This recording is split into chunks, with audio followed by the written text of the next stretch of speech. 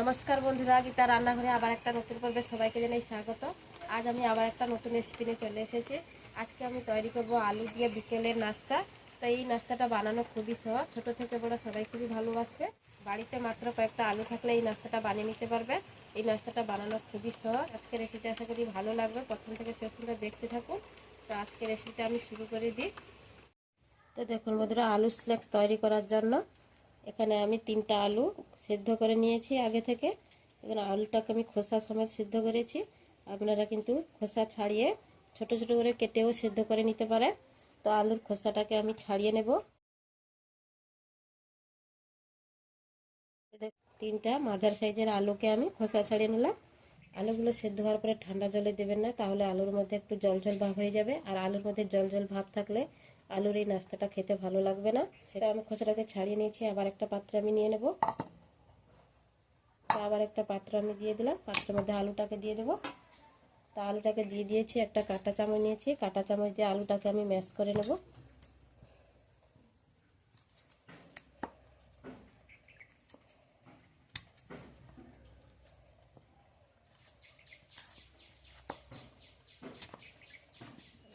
পুরো আলুটাকে এই কাঁটা চামচ দিয়ে এইভাবে ম্যাশ করে নেব। কাঁটা চামচের পরিবর্তে আপনারা যে কোনো একটা গ্লাসের পিছন দিক দিয়ে বা বাটির পিছন দিক দিয়ে এইভাবে ম্যাশ করে নিতে পারেন।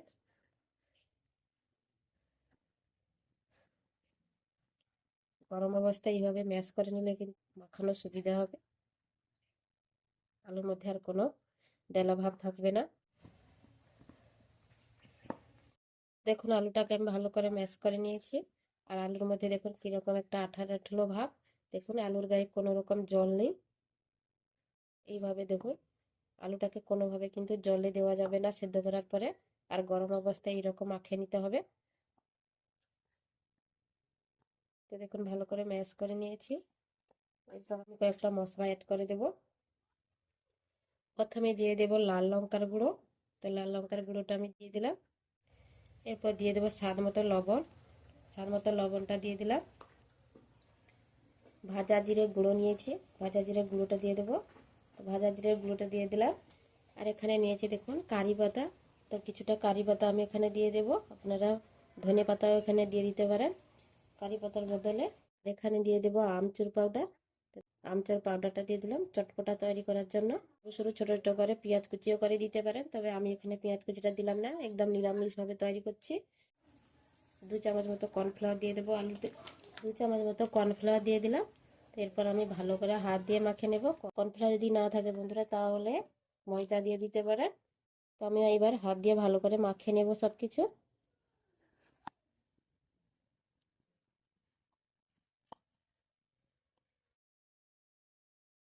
আলুর সঙ্গে যেন ভালো করে মিশে যায় কর্নফ্লাওয়ারটা, তবে এই আলুর বলগুলো কিন্তু ভালো হবে। তো মাত্র বাড়িতে যদি এইভাবে কয়েকটা আলু থাকে তাহলে এই বৃষ্টির সন্ধ্যায় কিন্তু দারুণ একটা স্ন্যাক্স বানিয়ে নিতে পারবে। চায়ের আড্ডায় পুরো জমে যাবে এরকম একটা নাস্তা বানিয়ে নিলে। দেখুন ভালো করে মাখিয়ে নিয়েছি। হাতটাকে আমি ধুয়ে নেব, হাতটা ধুয়ে পরিষ্কার করে নেব। হাতটা ধুয়ে পরিষ্কার করে নিয়েছি। এবার হাতে সাদা তেল দিয়ে দেব। এখন হাতে সাদা তেল নিয়ে নিয়েছি, 2 হাতে ভালো করে লাগিয়ে দেব। তেলটা ভালো করে হাতে লাগিয়ে দিয়েছি। এরপর এখান থেকে ছোট ছোট করে আলুর বল তৈরি করে নেব। তো দেখুন এইভাবে হাতে নিয়ে নিয়েছি। তো এইভাবে আমি বল তৈরি করে নেব। এই ঘুরিয়ে ঘুরিয়ে দেখুন বল করে নেব। তো দেখুন একটা আমার তৈরি হয়ে গেল, কত সুন্দর হয়েছে। তো এইভাবে আমি সবগুলো তৈরি করব। একটা প্লেটে আমি রেখে দেবো। প্লেটে কিন্তু আগে থেকে আমি একটু তেল লাগিয়ে দিয়েছি, বসে না যায়। তো দেখুন একটা আমি তৈরি করে নিয়েছি, রেখে দিলাম একটা প্লেটে। আবারও এখান থেকে আমি নিয়ে নেব, ছোট ছোট করে গোল করব, বেশি বড় করব না। এভাবে হাতের মধ্যে ঘুরিয়ে ঘুরিয়ে এইভাবে আমি বল তৈরি করে নেব। সহজ বন্ধুরা বানানো। তো দেখুন আবার একটা তৈরি করে নিয়েছি, এইভাবে আমি সবগুলো তৈরি করে নেব। আমার সবগুলো আলুর বল তৈরি করা হয়ে গেল। আর একটা আছে তৈরি করে নেব। দেখুন এইভাবে হাতে দিয়ে আমি এইভাবে ঘুরিয়ে ঘুরিয়ে গোল করে নেব। তো দেখুন তৈরি হয়ে গেলো আমার সবগুলো আলুর বল। তো দেখুন আমি সবগুলো তৈরি করে নিয়েছি, এরপর এগুলোকে আমি ভেজে নেব। তো দেখুন আমি আগে থেকে তেলটা বসিয়ে দিয়েছি যখন আলু সিদ্ধ করেছিলাম, তারপরে আমি কড়াইতে তেল দিয়ে বসিয়ে দিয়েছি, তেলটা ভালো করে গরম হয়ে গেছে। এবার আমি আলুর বলগুলো দিয়ে দেব।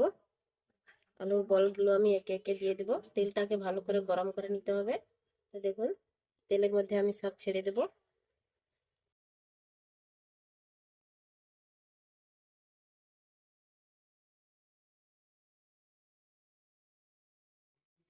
আমি সবগুলো বল একসঙ্গে দিয়ে দেব। তো একসঙ্গে সবগুলো দিয়ে দিয়েছি। 1 মিনিট মতো হতে দিতে হবে, নাড়া যাবে না তাহলে ভেঙে যাবে।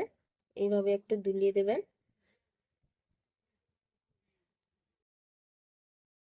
এগুলো হাই আঁচে ভাজবেন, একদম লো আঁচে ভাজবেন না, তাহলে ভেঙে যাবে। আমি আগে একবার এরকম বানিয়েছিলাম, লো আঁচে ভেঙে গিয়েছিল। এই দেখুন এবার আমি উনুনের আঁচটা একদম বাড়িয়ে দিয়েছি আর তেলটাকে ভালো করে গরম করে নিয়েছি, তারপরে দিয়েছি। দেখুন একদম ভাঙেনি। দেখুন 1 মিনিট মতো হয়ে গেছে। একটু নাড়িয়ে দেবো আমি এইভাবে।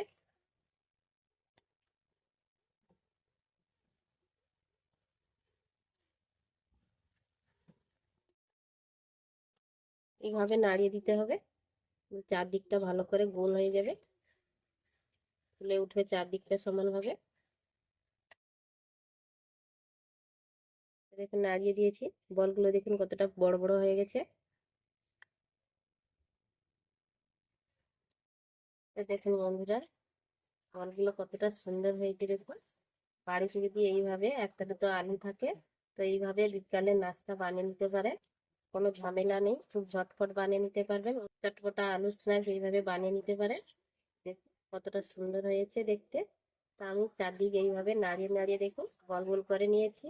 আর চারদিকটা দেখুন সমানভাবে একই কালার হয়েছে। বৃষ্টির দিনে এইরকম নাস্তা যদি বানিয়ে নেন তাহলে সন্ধ্যায় চায়ের আড্ডা এসে পুরো জমে যাবে। কি দিয়ে আজকে সন্ধ্যায় নাস্তা তৈরি করবো আর ভাবতে হবে না, বাড়িতে যদি এই আলু থাকে তো এইভাবে ঝটপট বানিয়ে নিতে পারবেন নাস্তা। খুব ঝটপট 5 মিনিটে এই নাস্তাগুলো তৈরি করে নিতে পারবেন। তা দেখুন বন্ধুরা কত সুন্দর কালার হয়ে গেছে, এরকম কালার রাখবো, তুলে নেবো। আমার সব আলুর বলগুলো আমি সব তৈরি করে নিয়েছি, এবার আমি তুলে নেবো। দেখুন একদম একটাও ভেঙে যায়নি। দেখুন দেখুন বন্ধুরা দেখতে কতটা সুন্দর হয়েছে। তো আমি একটা প্লেটে তুলে নেব। সবগুলো তৈরি করা হয়ে গেল, একই সঙ্গে আমি সবগুলো ভেজে নিয়েছি। দেখতে দেখুন বন্ধুরা কতটা সুন্দর লাগছে। তো দেখুন বন্ধুরা আমার আলুর বলগুলো সব ভাজা হয়ে গেছে, তুলে নিয়েছি। দেখুন কতটা সুন্দর হয়েছে, কতটা নরম হয়েছে দেখুন। একটা আমি দেখুন ভেঙে দেখাচ্ছি। দেখুন ভিতরেরটা দেখুন একদম নরম তুলতুলে, আর উপরেরটা দেখুন একদম মুচমুচে, আর ভিতরেরটা দেখুন কত সুন্দর নরম। তো শুধুমাত্র যদি বাড়িতে কয়েকটা আলু থাকে তো এইরকম নাস্তা এই বৃষ্টির দিনে বানিয়ে নিতে পারেন। আর সন্ধ্যার সময় এইরকম নাস্তা চায়ের সঙ্গে বানিয়ে নিবি জমে যাবে। এটা সস দিয়েও খেতে পারেন, ছোট থেকে বড় সবাই কিন্তু খুবই ভালোবাসবে। তো এই আলু দিয়ে একবার হলেও বন্ধুরা এই নাস্তাটা বানিয়ে দেখবেন, খেতে খুবই ভালো লাগবে। আর যদি বন্ধুরা ভালো লাগে তা লাইক করে দেবেন আর কমেন্ট করে জানাবেন কেমন হয়েছে। আর যদি বন্ধুরা ভালো লাগে তাহলে বন্ধুদের সঙ্গে শেয়ার করে দেবেন। আর আমার চ্যানেলটাকে সাবস্ক্রাইব করে আমার পাশে থাকবেন এইভাবে নতুন নতুন রেসিপি পাওয়ার জন্য। তো বন্ধুরা আজকে এই পর্যন্ত, আবার আসবো একটা নতুন রেসিপি নিয়ে। ততক্ষণে সবাই ভালো থাকবেন, সুস্থ থাকবেন।